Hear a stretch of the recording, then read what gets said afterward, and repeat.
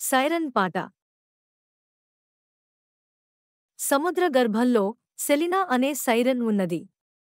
ఆమె స్వరం అపూర్వమైనది. అది నావికులకు ప్రమాదకరమైన రహస్యంగా లేదా రక్షణంగా మారేది. కాని ఆమె అసలు ఉద్దేశ్యం మాత్రం జలయానం చేసే నావికులను పొరపాటుగా ప్రమాద స్థలాల నుంచి హెచ్చరించడం.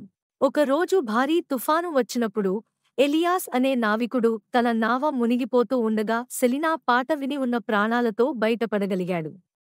అతను ఆమె స్వరాన్ని శ్రద్ధగా అనుసరించి తనను సురక్షితంగా తీరం వైపు తీసుకెళ్లాడు. ఆ సంఘటన తరువాత ఎలియాస్ ప్రతి రాత్రి సముద్ర తీరం వద్దకి వచ్చి ఆమె పాటను వినేందుకు ఎదురుచూసేవాడు. సెలినా అతని మానవత్వానికి మక్కువతో ఒకరోజు జలగర్భం నుంచి బయటకు వచ్చి అతనితో పరిచయం ఏర్పరచుకుంది. కాని ఒక ఈర్ష్యగల సముద్రదెయ్యం, సీ విచ్, ఆమెను శాపం పెట్టి నిత్యం సముద్రంలోనే ఉండేలా చేసింది.